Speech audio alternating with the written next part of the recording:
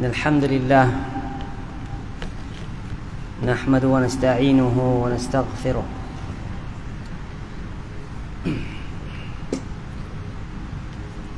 ونعوذ بالله من شرور أنفسنا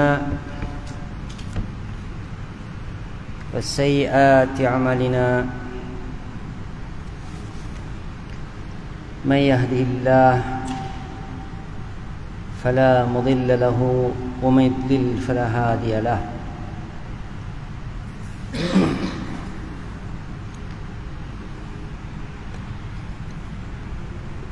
أشهد أن لا إله إلا الله وحده لا شريك له وأشهد أن محمدا عبده ورسوله اللهم صل على محمد وعلى آل محمد كما صليت على إبراهيم وعلى آل إبراهيم إنك حميد مجيد اللهم بارك على محمد وعلى آل محمد كما باركت على إبراهيم وعلى آل إبراهيم إنك حميد مجيد أما بعد. Alhamdulillah, tuan-tuan, puan-puan, saudara-saudari, rahimani wa rahimakumullah. Pertamanya kita panjatkan kesyukuran kita kepada Allah SWT. Dengan limpah kurnia kasih sayang kepada Allah SWT, kita diberikan kesempatan untuk hadir di rumah Allah, duduk seketika waktu untuk berkongsi ilmu, berbincang tentang ayat-ayat Allah dan juga sabdaan baginda Rasulullah sallallahu alaihi wasallam. Semoga-moga dengan usaha ini yang Allah kurniakan kepada kita di pagi hari ini, ia menjadi sebab-sebab untuk kita mendapat keridhaan Allah serta keampunannya. Dengan sebab usaha ini Allah jadikan kita hamba-hamba yang saleh. Usaha ini Allah jadikan sebagai amal-amal soleh sebelum kita bertemu dengan Allah Subhanahu Wa Taala. Dan insya-Allah kita harap ini juga menjadi sebab-sebab untuk kita dimasukkan ke dalam syurga Allah tanpa dihisab. Amin, Allahumma amin. Baik, kita masih dalam kitab Riyadhus Salihin, ya, kitab Riyadhus Salihin, yaitu taman-taman syurga, taman-taman orang-orang soleh. InsyaAllah kita masuk bab daripada kitab Imam yang dikarang oleh Imam An-Nawawi rahimahullah. Kita masuk bab yang ke-23, iaitu Babul Amri bil Ma'ruf wan Nahyi 'anil Munkar. Ya, bab kepada menyuruh kepada perkara kebaikan dan larangan daripada kemungkaran. Daripada bab ini insya-Allah, ya, para ulama mengatakan al-ma'ruf, perkara ma'ruf itu adalah kullu ma 'arafahu syar'a wa aqarru min al-ibadat al-qawliyah. So ma'ruf ini yang kalau kita kata perkara kebaikan tu apa dia, tuan-tuan? Ya. Soalah apa yang syarak diberitahu oleh syarak. So Al-Quran sebut, hadis Nabi sebut. Kalau syarak, kita sebut syarak apa dia? Al-Quran, hadis Nabi SAW. Al-Quran sebut, hadis sebut. Ini dia panggil, kalau ada benda sebut perkara yang disuruh, ya, oleh syarak, wa qarrahu, dan juga perkara yang dipersetujui oleh syariat daripada sudut ibadat, ya, ibadat perkataan. Ini al-ma'ruf. Bermaksud kita menyuruh, mulut kita ni menyuruh sesuatu, ya, tentang perkara yang syariat nak, ya. Dan juga pada sudut perbuatan, ya, sama ada yang zahir, yang nampak, ataupun tak nampak, itu dipanggil perkara ma'ruf, perkara kebaikan, ya, yang diiktiraf oleh syarak, ya, perkara yang diiktiraf oleh syarak, sama ada apa yang kita kata atau apa yang kita buat, nak suruh benda yang kebaikan tersebut. Atau yang kedua adalah apa dia, al-munkar, ya. Apa tu munkar? Ya, apa yang diingkari, ya, oleh syarak dan dihalang oleh syarak daripada melakukan perkara tersebut, ya. So ini semua daripada jenis-jenis dipanggil sebagai maksiat, ya. Seperti kekufuran, so kita kena ingkari, ya. Kita kena halang, cegah orang daripada kekufuran, daripada kefasikan, ya, daripada maksiat, perkara-perkara maksiat, sama ada ataupun daripada jenis penipuan, ya, ataupun ghibah. Apa panggil ghibah? Umpatan-umpatan, ya, dan sebagainya, ya. Semua jenis-jenis ini dia semua panggil sebagai al-munkar, ya. Tak semestinya perkara yang kita pandang baik itu baik di sisi Allah, ya. Sebab tu yang saya nak jelaskan dekat sini juga, ya, untuk kita semua faham, ya. Antara perkara kalau kita tengok, sebagian orang anggap itu baik, tapi sebagian orang anggap itu buruk. Saya buat contohlah tuan-tuan, supaya kita nampak jelas tentang nak tahu benda tu syarak suruh atau tidak, kan? Al-Quran suruh atau tidak? Al-Quran larang atau tidak? Nabi suruh atau tidak? Nabi larang atau tidak? Ini kita kena tahu perkara ini, ya, untuk kita dapat bezakan yang mana yang dipanggil sebagai al-ma'ruf dan mana yang dipanggil sebagai al-munkar. Saya buat contoh. Tuan-tuan, kita semua kenal Robin Hood, ya. Robin Hood, kerja Robin Hood ni buat apa? Dia rompak orang kaya, betul? Dia bantu orang miskin. Baik, untuk kita sebagai orang yang nak berlaku adil, kita kata Robin Hood ni buat baik ke buat jahat?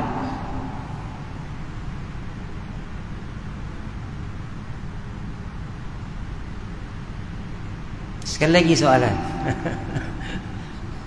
Ya, Robin Hood ni dia buat baik ke dia buat jahat? Okey, kita nak kata dia ma'ruf ke? Kita nak kata dia mungkar? Perbuatan dia tu, mungkar. Tapi orang miskin kata, dia tolong orang, padahal muka orang kaya tu kena rompak. Pada satu sudut, sebab itu kita kata akal kita tak boleh judge. Yang judge tu adalah syariat. Merompak itu perkara perbuatan, mencuri itu perbuatan mungkar, kena dicegah, kan? Memberi itu adalah perbuatan baik, maka kita kena nak suruh, nak ajak orang kepada perkara tersebut. Jadi tuan-tuan, Imam Nawawi rahimahullah ta'ala nak bagi tahu tentang bab ni, dia bawa kita dengan satu ayat Al-Quran Al-Karim yang pertama. Saya nak ajak sama-sama kita lihat, ya, di dalam surah Ali Imran ayat yang ke-104.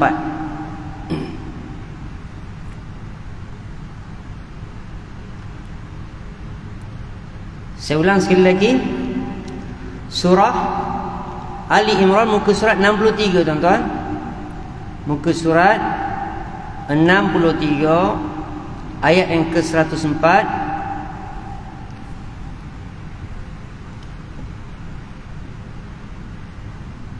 Baik, sebelum saya masuk ayat ini, ya, kita tanya juga, kita nak tanya ni, sebab pengarang letak ni, ya, perintah menyuruh kepada kebaikan, ya, dan mencegah daripada kemungkaran.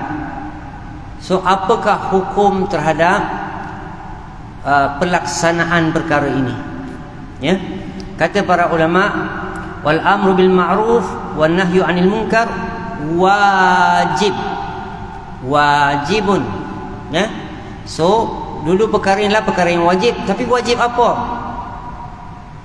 Dalam syariat Islam, para ulama telah membuat satu kesimpulan. Hukum wajib ini terbagi kepada berapa, tuan-tuan? Kepada dua. Satu dipanggil sebagai wajib ain, satu dipanggil sebagai wajib kifayah. Kan? Wajib ain inilah wajib terhadap setiap individu. Setiap orang wajib buat benda itu. Ya, asal dibaligh sampai masa dia, ya, dia kena wajib dia buat. Kalau dia tak buat, dia berdosa. Kan? Kalau wajib kifayah pula, atau kita panggil juga fardu. Kan? Ya? Fardu ain, fardu kifayah. Ya? So kalau fardu kifayah pula, orang lain dah buat, aku tak payah. Macam tu. Okey, ada orang buat dah selesai masalah. Okey. So itu tentang kalau wajib itu, wajib kifayah ini, ya, mengajak kepada kebaikan, menyuruh kepada kebaikan dan mencegah kemungkaran ni, tak ada orang buat. Siapa yang wajib buat? Tak ada langsung orang buat. Siapa wajib buat? Benda ni, ya, terjatuh dekat, hukum ini terjatuh dekat seluruh orang Islam. Ya, so, semua orang akan bertanggungjawab di hadapan Allah terhadap perkara amalan ini. Begitu juga tuan-tuan. Tuan-tuan jangan tengok bila cakap macam ini, oh hanya ini saja fardu kifayah. Banyak perkara, tuan-tuan, ya, bukan sekadar sudut agama sahaja fardu kifayah ini berlaku. Hari ini dengan demand yang ada, permintaan dunia yang ada hari ini, kita semua wajib tahu banyak benda. Ya, contoh, kita kena ada orang belajar bawa kapal terbang. Contoh, ini fardu kifayah. Orang Muslim wajib, ada di antara orang Muslim yang boleh jadi pilot, ada orang Muslim yang wajib jadi saintis, ada orang Muslim yang wajib jadi itu, ini dan sebagainya.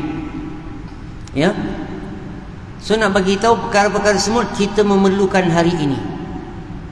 Ya, engineer, doktor, sebagainya. Ini semua di antara bentuk-bentuk perkara-perkara yang dipanggil sebagai, ya, wajib kifayah. Ini dah masalah wajib kifayah. Baik. Jadi kita tengok sekejap di dalam surah Ali Imran tadi, ayat yang ke-104, ya. Firman Allah Subhanahu wa taala, "Wal takum minkum ummatun yad'una ilal khair wa ya'muruna bil ma'ruf wa yanhauna 'anil munkar wa ulaika humul muflihun." Tuan-tuan, ayat ini banyak faedah yang kita boleh dapat. Okey, so saya terjemahkan dulu. Wal takum minkum, dan hendaklah di antara kamu, ya, ummatun, satu umat, yad'una ilal khair, ya, mengajak, menyeru kepada kebaikan, wa ya'muruna bil ma'ruf, dan menyuruh kepada kebaikan tersebut, wa yanhauna 'anil munkar, dan hendaklah ada di antara kamu umat yang mencegah kemungkaran, wa ulaika humul muflihun, dan mereka itulah orang-orang yang berjaya. Tengok tuan-tuan, di hujung ayat tu, wa ulaika humul muflihun, lakukan perkara ini. Ya, siapakan lakukan perkara ini, mereka lah orang berjaya. Kalau kita tengok dalam surah Al-Baqarah awal, Allah kata apa dia? Sama juga tentang orang bertakwa.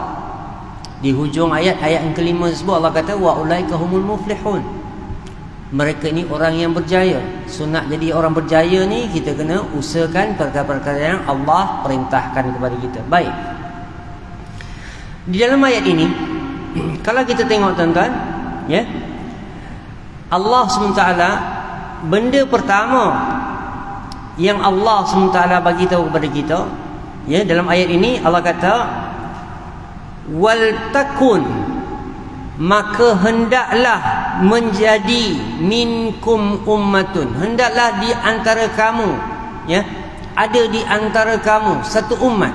So kena ada. Dekat sinilah Allah kita panggil sebagai salah satu daripada kamu, dan bukanlah setiap kamu, ya, ada di antara kamu. Dekat sinilah para ulama keluarkan daripada asalnya kata perintah tu wajib kepada semua orang. Tapi bila Allah kata salah di antara kamu ada orang yang lakukan itu, maka para ulama mengeluarkan hukum wajib ain tadi kepada wajib kifayah. Ya, ada orang buat, kita dah selamat dah. Okey. Tapi apa yang nak buat? Benda pertama sebelum Allah sebut dekat sini, kita tengok dekat sini, ya. Sebelum Allah sebut nak suruh pada kebaikan, sebelum kita nak suruh, nak kena buat apa dia? Allah kata dekat sini ialah, ya, yad'una ilal khair, mengajak, menyeru kepada kebaikan. Baik. Jadi Allah mulakan ayat ini dengan menyuruh, mengajak kita, menyuruh kita, memerintahkan kita mengajak kepada kebaikan. Ya. Selepas mengajak tu barulah kepada menyuruh kepada perkara kebaikan tersebut, baru disuruh. Yang keduanya kemudian barulah mencegah, membuat pencegahan. Ya. So dekat sini para ulama bincang, ya. Jadi dekat sini, ya, menyuruh kepada kebaikan tersebut sebelum amar ma'ruf dan sebelum nahi munkar. Kena ajak dulu. Ya, kena ajak dulu. So kalau mudah dia macam inilah, kita kena iklankan dulu sebelum kita nak aplikasikan perintah tersebut, atau nak buat pencegahan, kena buat iklan dulu. Sebab tu di antara contoh Nabi SAW, Nabi ajar kita macam mana, kan? Nabi kata perintahkan anak kamu, ya, suruh anak kamu solat ketika umur dia 7 tahun, kan? Ya.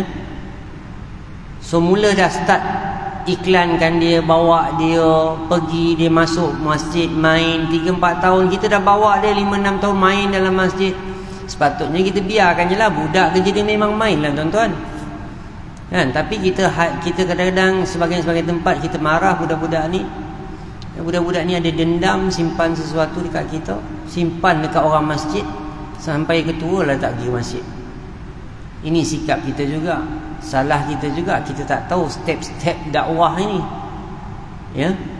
So yang sebenarnya biarkan dia. Tapi alhamdulillah, kan, macam masjid ni kita tengok musim banyaklah masjid-masjid. Jadi untuk budak-budak dari 3-4 tahun mak bapak nak solat, kita ajak dia. Ya, ini iklan kita kepada anak-anak. Tuan-tuan, saya nak ajak kita tengok dulu bila kita cakap iklan ni tadi. Tuan-tuan, kita selalu jalan dekat highway tersebut, kita jumpa iklan-iklan. Setiap iklan yang tuan-tuan nampak dekat tepi highway tu, tuan-tuan beli tak barang? Nampak iklan nasi beli, nampak iklan kopi beli, kuruskan badan beli, gemukkan badan beli, ada? Tak ada. Kita nampak, kan?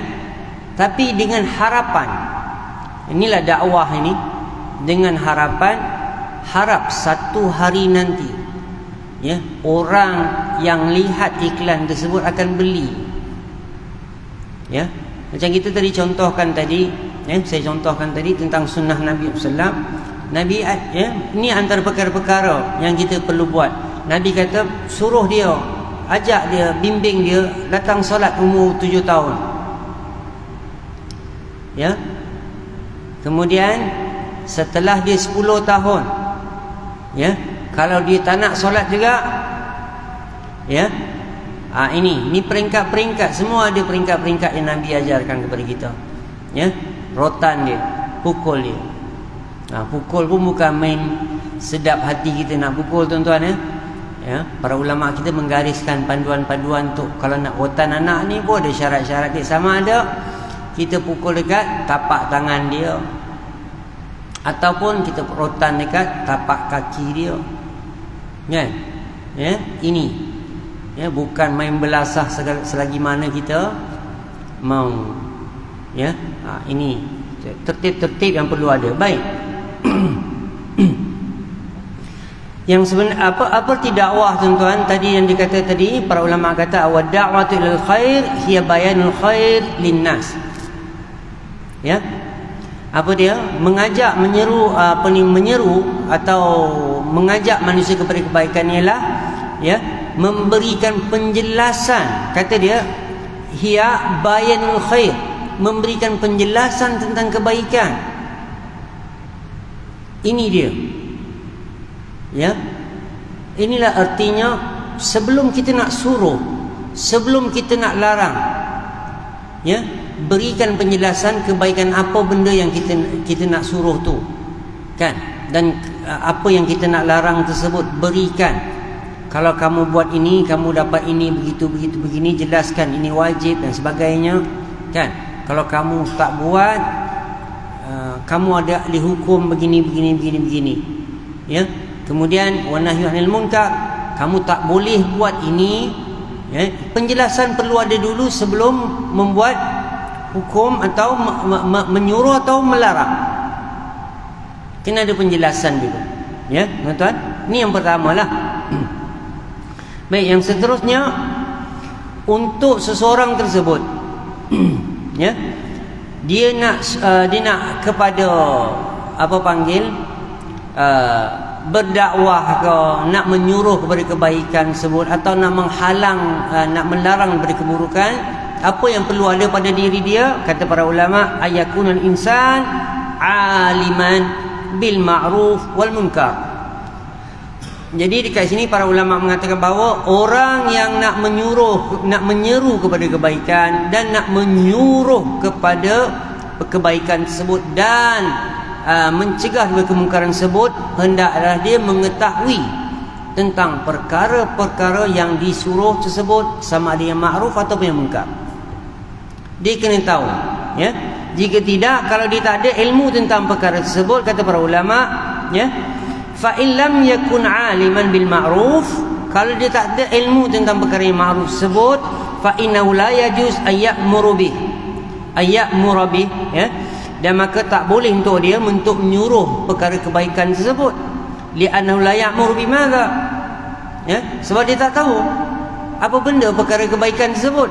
Kemungkinan benda yang baik tersebut dianggap salah, benda yang salah tersebut dianggap betul.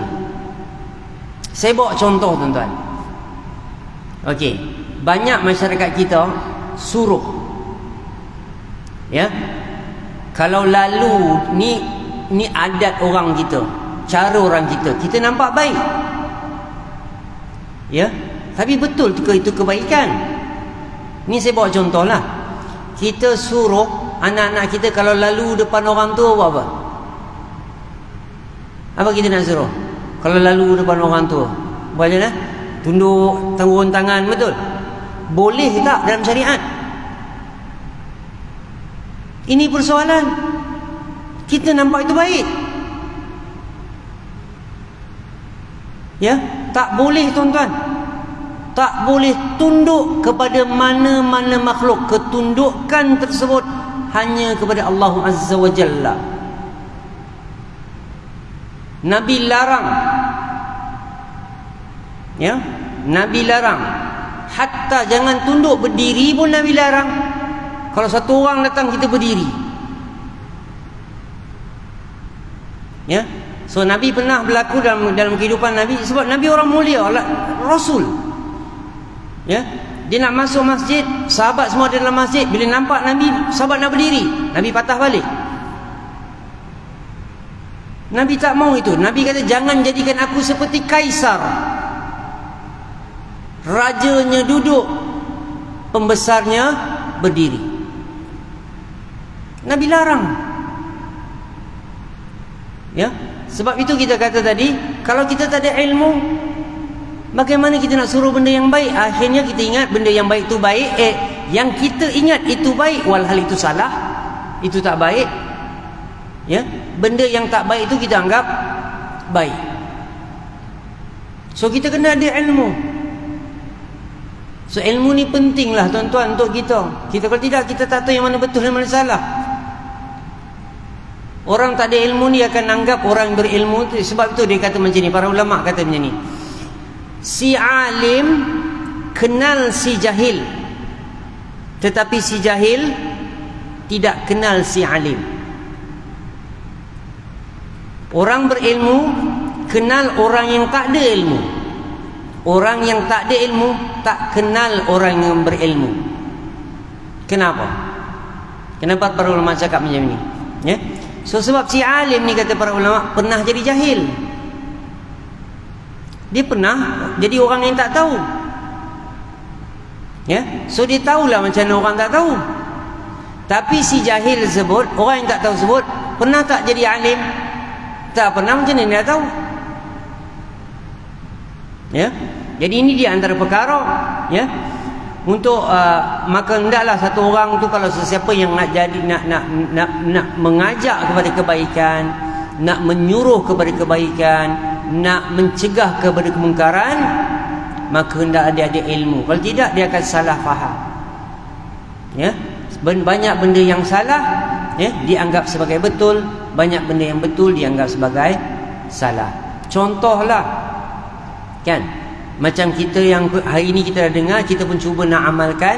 Kita tak adalah lalu depan orang tua, nak suruh anak kita lalu depan orang tua tertunduk-tunduk macam tu, kan. Kita balik kampung je, orang kampung kata apa dia? Ni apa ni? Bapak tak ajar anak macam mana nak lalu depan orang tua. Orang akan anggap macam tu. Ya. So ini di antara perkara yang banyak perlu kita perbetulkan. Sebab tu ulama juga bincang, tuan-tuan, ya, tentang bersalaman tu, bersalaman kemudian kita cium tangan tu dalam keadaan kita menundukkan diri. Boleh ke tidak? Itu satu isu. Dua, bersalaman tu anak tu letakkan tangan dia dekat dahi, boleh atau tidak? Ini semua diperbincangkan. Dahi tempat sujud, tangan tak boleh letak situ. Ya. So boleh tak kita tunduk? Sebab itu tangan itu kena diangkat ke atas. Ya. So benda-benda ni semua, benda ni kita kena tahu, tuan-tuan. Kalau tidak, memang carca marba kita punya agama. Ya. Kita ingat benda baik, besok jumpa Allah kita nak pahala. Kita suruh pada kebaikan, akhirnya jadi apa? Adakah kita akan dapatkan? Ya. So sebab itu perlu kepada ilmu, ya, untuk kita ada perkara ini, ya. Jadi kesimpulannya dekat poin ini, ya, untuk seseorang tahu benda ni, maka wajib untuk dia sebelum dia nak menyuruh kepada kebaikan, nak mengajak kepada kebaikan, nak menyuruh kepada kebaikan, nak mencegah daripada kemungkaran, dia kena ada ilmu. Ya, sebab itu kata Imam Bukhari rahimahullah, ya, dia kata al-ilmu qabla al-qaul wal amal. Ilmu itu, ya, terlebih dahulu daripada berkata ataupun melakukan. Sebelum nak buat, sebelum nak cakap, kena ada ilmu dulu. Ya. So ilmu ni lah kunci kepada perkara-perkara kebaikan. Baik. Jadi ini yang seterusnya, dan kita tengok pula ayat seterusnya Allah kata apa dia? Ya. Allah kata kalau kita ada benda ni semua, kita dah suruh benda baik dan mencegah kemungkaran, dan Allah kata ya, antara beberapa perkara selain daripada ilmu, ya, kita memerlukan, setelah kita ada ilmu untuk menyuruh, mengajak kepada kebaikan, ya, dan mencegah daripada mengajak menyuruh kepada kebaikan. Ya, dua benda, tuan-tuan, mengajak kepada kebaikan, iaitu menjelaskan kepada masyarakat tentang kebaikan tersebut. Kedua ialah, ya, menyuruh kepada kebaikan. Ketiga ialah mencegah daripada kemungkaran. So ini tiga benda lah dia dalam satu package. Dalam ayat Allah ni ada 3 package ini, ya. So ketiga-tiga ni berhajat kepada ilmu. Yang kedua adalah untuk lakukan ketiga ni setelah ilmu, kita kena ada niat yang ikhlas kerana Allah. Lakukan perkara tersebut kerana Allah semata-mata, mencari redha Allah semata-mata, kerana Allah perintahkan semata-mata. Kerana Allah, dia akan membuahkan pahala untuk orang tersebut. Dan seandainya orang yang kita tunjukkan tadi memberikan melakukan perkara-perkara yang kita ajarkan, kita jelaskan, kita suruh tersebut, maka kita juga akan mendapat pahala kebaikan daripada apa yang dia lakukan. Especially kita ni, terutama ni kita ni tuan-tuan, kita ibu, kita ayah, ambil peranan ini, ya.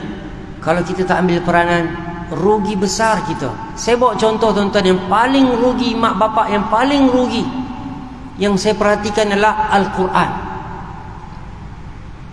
ya. Anak kita boleh ajar mereka Iqra bermula dari A, Ba, Ta, ya, yang mana pahala itu akan mengalir sehingga hari akhirat. Kita pun tak tahu anak kita jadi apa, tapi kalau kita mula mengajar mereka, ya, A, Ba, Ta dan sebagainya, sehingga mereka boleh baca Al-Quran, ya, kemudian mereka nak kembangkan ilmu Al-Quran tersebut, itu tak ada masalah, itu satu isu lain. Tapi kitalah pemula untuk anak kita. Ini satu kerugian yang besar saya lihat dekat mak ayah. Walhal 3-4 tahun tu dia dah boleh start dah mula baca, sebut anak A, Ba, Ta dan sebagainya, Al-Fatihah dan sebagainya, surah An-Nas dan sebagainya, surah yang mudah-mudah, ya. Ajar anak tersebut, pahala tu akan ada, kita dapatkan nanti. Itulah bekalan kita, ya. Selain daripada kita siapkan makan, siapkan pakai, sediakan segala tempat tinggal dan sebagainya, ya. Ini antara Nabi kata pahala dia panggil sebagai jariah, yang kita serahkan pahala jariah ni ke orang lain. Ustaz, boleh ajar tak anak saya? Ustazah, boleh ajar tak anak saya? Takkanlah kita tak boleh. At least kurang-kurangnya kalau kita tahu kita tak boleh, kita pergi belajar dulu, ya. Rugi kita. Pahala yang jadi jariah, yang kita tak tahu anak kita mungkin jadi ulama besar kot, kita pun tak tahu menjadi mufti kot, menjadi guru yang mengajar agama kot, guru tahfiz kot, kita pun tak tahu, ya, sebab masa depan. Tapi kalau kita tak ambil kesempatan ini, ya, satu kerugian yang besar. Rebut peluang ini sementara kita ada lagi, kan, mata kita boleh nampak lagi, ya. Betulkan sebutan mereka, ya. Ini di antara perkara yang saya ingatkan kepada kita lah, ya. Jadi yang seterusnya, ya, tadi macam kita sebut, pertama nak berdakwah ni, nak mengajak ni, nak menyuruh ini, nak mencegah kemungkaran ini, ya. Pertama dia kena ada ilmu, kedua dia kena niat yang ikhlas kerana Allah, ya. Yang ketiga kata para ulama, setelah ada benda kedua ni, dia kena ada, usahakan dalam diri dia sifat kesabaran, ya. So, sabar ini satu perkara penting, kan. Macam kita lah, aku tak boleh mengajar anak aku ni, kadang-kadang kita macam itulah, ringan je tangan aku. Kenapa nak jadi ringan? Tak, kalau rasa ringan, ikat tangan, ya. Saya cakap betul, jangan lepaskan peluang yang patut kita dapat, emas, harta, khazanah yang patut kita yang dapat, kita beri ke orang lain. Kalau hal dunia kita buat macam tu, tanyakan diri kita. Ni peluang, ya, yang Allah berikan kepada kita. Tak ada masa lah ustaz, wallahi demi Allah, masa tu ada aja, kita aja tak bagi masa. Sebab tu Allah bersumpah pasal masa ni, Allah kata wal asr innal insana lafi khusr. Ingat ayat ini, demi masa, Sesungguhnya manusia ini akan berada dalam kerugian, senantiasa rugi. Ini kerugian kita. Ya, rebut peluang ini. Ya, okey, saya tak pandai mengaji, tak apa. Saya duduk kelas setahun. Hari ini Allah telah permudahkan kita banyak benda, tuan-tuan. Tuan-tuan tak nak pergi fizikal, ada online. Tuan-tuan malu, ada online, tutup muka, baca je. Kan? Kelas-kelas apa? Kita ada Zoom, kita ada Google Meet. Apa yang Allah tak permudahkan untuk kita? Semua dah mudah. Kita nak ke tak nak je sekarang ni. Ya? Apa alasan kita di hadapan Allah besok? Ini kita kena renung-renungkan. Apa kita nak jawab depan Allah besok? Aku beri kau ini, aku beri. Apa kau buat? Rugi, tuan-tuan, ya. Jadi insya-Allah rebutlah peluang ni. Okey. Jadi yang keempat, kena ada sabar. Jadi macam kita kata tadi, nak kena ada ilmu pun nak kena sabar. Ya. Nak sabar, belajar sabarlah. Kan? Susah nak sebut, biasa tu. Semua orang mula macam tu. Mana ada orang mula hari ni belajar besok pandai? Ada ke? Ini hari belajar besok jadi ulama besar ada? Tak ada. Makan masa. Setidak-tidaknya kita boleh didik anak kita dengan tangan kita sendiri, dengan mulut kita sendiri. Ya. Dan ini di antara perkara saya ajak kepada kita semua. Sebab itu Allah SWT ajarkan kepada kita. Pertama, Allah kata pasal suratul Asr, wal asr innal insana fi khusr. Sungguhnya manusia dalam kerugian. Illa, so manusia, siapa pun kedudukan dia, Allah kata manusia, tak kira dia umur dia, tak kira bangsa dia, tak kira kulit dia, tak kira bahasa dia, tak kira apa pangkat darjat yang dia ada, dia akan berada dalam kerugian. Illa, kecuali orang ni akan selamat daripada kerugian. Allah letak dia ada 4 benda ni. Ilmu, dia ada ilmu untuk beriman.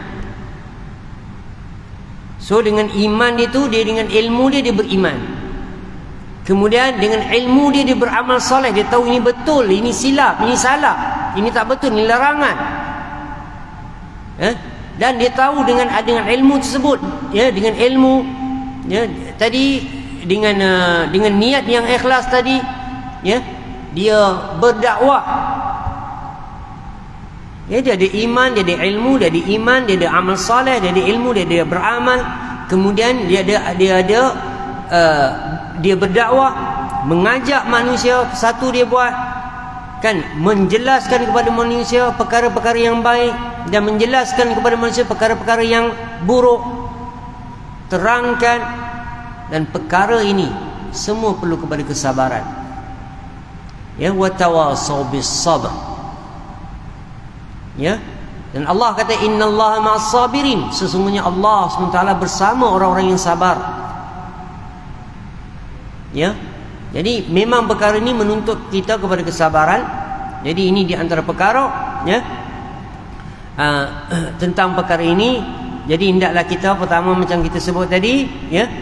So kita nak menyuruh, ya, nak mengajak. Pertama kita kena ada ilmu. Kedua, kita kena ada niat, ya, tentang perkara tersebut. Kemudian sampai di akhir ayat Allah kata wa ulaika humul muflihun. Ayat ini Allah kata dan mereka inilah orang-orang yang berjaya, ya. So kata para ulama, ya, ini adalah pembatasan. Ya, nak jadi orang berjaya dia kena lakukan perkara tersebut, ya.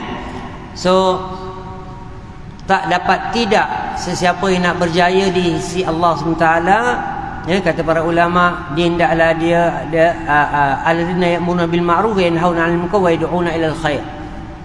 Ya, kata para ulama dia kena buatlah tiga benda ni, iaitu pertamanya dia kena mengajak manusia kepada kebaikan. Ajak, ya, bagi tahu, jelaskan ini baik, ini buruk. Tapi macam mana nak ajak? Sebelum ajak kena ada ilmu dulu. Pergilah belajar. Ya, tuan-tuan datang kuliah, ambillah nota serba sedikit. Saya nak datang sini pun saya buat nota, tuan-tuan, ya. Ya, ini nota-nota saya sebelum saya nak buat syarahan. Ya, baca. Ya, ini ambil poin-poin penting untuk saya sampaikan kepada tuan-tuan. Kemudian saya akan catat dekat iPad saya contohnya. Ni saya tunjuk ni. Ya, tuan-tuan tengok tu semua catatan tu. Poin ke berapa saya akan bincang. Okey. Ni syarah-syarah para ulama lah ni. Kan? Ni okey. Bain ayat, apa poin dia saya nak bincang, ya. Macam itulah. Ya, semua kita kena buat macam itulah tuan-tuan. Ya, tapi saya kena carilah maklumat, saya kena baca. Ni satu buku saya baca. Ya, saya ada baca beberapa buku lah sebelum saya nak bincang. So buku kedua ni Bahjatul Nazirin, Syarah Riyadhus Shalihin. So ni poin-poin yang saya akan terangkan kepada tuan-tuan. Ya, jadi macam itulah kita belajar. Tuan-tuan datang ambil nota, ambil poin, cari ayat dia. Ayat ni penting. Al-Quran yang suruh. Tuan-tuan tanyakan diri kita tuan-tuan satu perkara. Al-Quran ini Allah akan tanyakan kita besok di hari akhirat atau tidak? Itu je tanya dulu. Al-Quran ini Allah akan tanya kita tak? Isi kandung Al-Quran ini Allah akan tanya kita atau tidak? Kalau tuan-tuan rasa iya, tuan-tuan dah siapkan jawapan atau tidak? Apa kalau Allah tanya tentang perkara-perkara ini? Walaupun kita tak boleh bahasa Arab sebagainya, tapi kita kena ambil berat. Kalau tidak Al-Quran ini tak manfaat pun untuk apa? Ya, sebab itu Nabi SAW pesan, Al-Quran hujjatul lak aw alaik. Al-Quran itulah peguam bela kamu atau menjadi pendakwa raya kepada kamu di hari akhirat kelak. Ya, jadi ini di antara perkara yang kita ingatkan tentang perkara ini. So kita tengok pula ni, saya masih kita bincang lagi tuan-tuan. Ya, dalam firman Allah SWT, pengarang mengatakan bahawa, okey,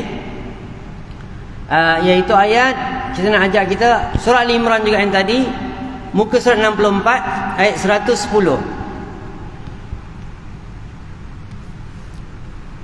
Ya, ayat 110 ini poin yang beberapa poin terakhir insya-Allah. Simple saja insya-Allah ayat dia. Allah kata, ayat yang ke 110 muka surat 64, Allah kata kuntum khairu ummatin ukhrijat linnas ta'muruna bil ma'ruf wa tanhauna 'anil munkar wa tu'minuna billah. Itu ayat tu je pengarang sebut ayat, ajak kita tengok ayat itu. Okey, kuntum khairu ummatin, kamu adalah sebaik-baik umat. Ya, yang mana ukhrijat linnas, ya, yang dikeluarkan untuk manusia. Ta'muruna bil ma'ruf, kamu menyuruh kepada kebaikan. Wa tanhauna 'anil munkar, dan kamu mencegah kemungkaran. Wa tu'minuna billah, dan kamu beriman kepada Allah. Baik. So jadi nombor satu ayat ini, kita tengok dekat sini para ulama katakan apa? Ya.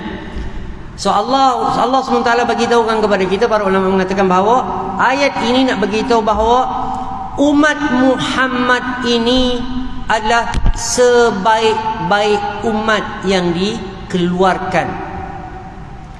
Kita inilah sebaik-baik umat yang sebenarnya. Ya, tapi dengan syarat Allah kata apa dia?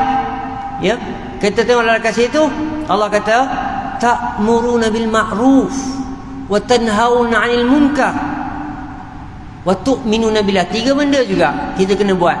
Allah kata kamu menyuruh, kamulah umat manusia terbaik, umat yang terbaik. Kamu yang mana kamu menyuruh kepada kebaikan, kamu mencegah kepada kemungkaran, dan kamu beriman kepada Allah. Tiga benda. Baik, saya tanyakan, mafhum mukhalafah, kalau kamu lakukan tiga benda ni, kamu adalah umat terbaik. Ini bermaksud kalau kamu tak lakukan tiga benda ni, kamu umat apa? Ini. Lakukan tiga ini, kamu umat terbaik. Kalau kamu tak lakukan tiga perkara ini, kamu umat apa? Terburuk. Sia-sia kita menjadi umat Muhammad sallallahu alaihi wasallam. Walhal patutnya kita mendapat kedudukan itu, tapi kita sia-siakan. Ya. Sebab itu saya ingatkan pesanan tuan-tuan, kita nak beriman, nak suruh pada kebaikan perlu pada ilmu, nak cegah kemungkaran perlu pada ilmu, nak beriman perlu kepada ilmu. Ilmu itu adalah ilmu Al-Quran dan As-Sunnah Nabi SAW. Kita ada dua benda ni untuk kita belajari. Datang fahamkan perkara-perkara apa yang kita nak kena buat. Ini perintah daripada Allah Subhanahu Wa Taala. Jadi ini adalah warisan yang terbesar yang diwariskan oleh baginda Rasulullah SAW kepada kita semua sebagai umat baginda Rasulullah SAW.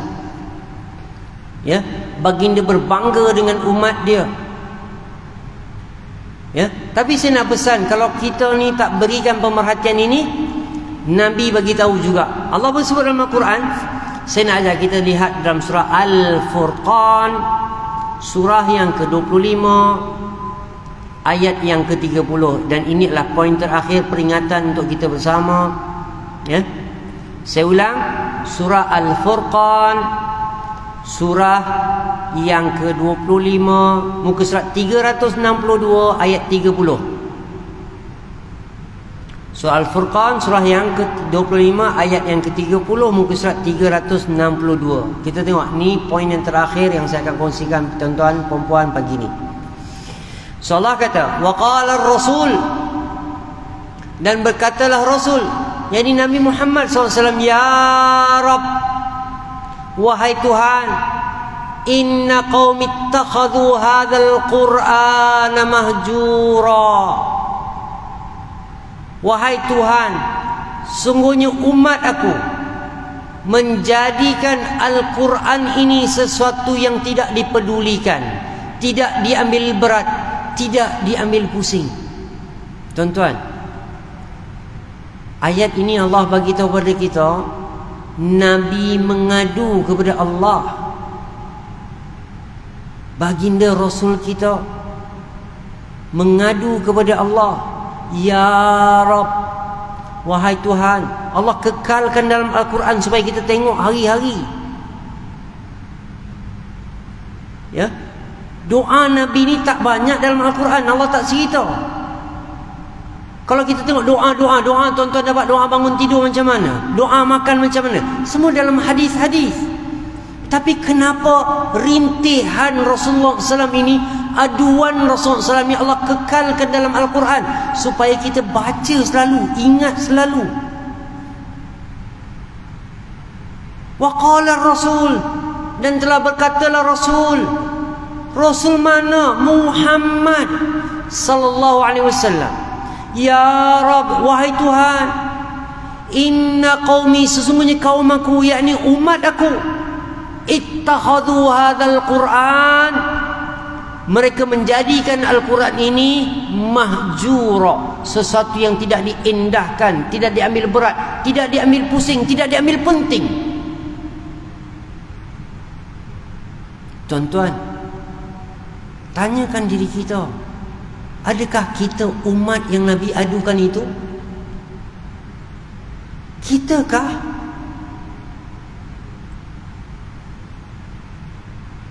Inilah persoalan yang terakhir yang saya tinggalkan kepada tuan-tuan, supaya tuan-tuan renung-renungkan. Kita mengaku kita umat Muhammad, kita mengaku kita umat Islam, kita mengaku Al-Quran adalah kitab kita, kita mengaku Allah adalah Tuhan kita. So sebagaimana kita lakukan terhadap perkara-perkara ini. Wallahu ta'ala alam. Mungkin cukup secara itu, semoga memberi manfaat untuk majlis yang tasbih kifarah. Subhanakallahumma bihamdik, asyhadu an la ilaha illa anta, astaghfiruka wa atubu ilaik. Assalamualaikum warahmatullahi wabarakatuh.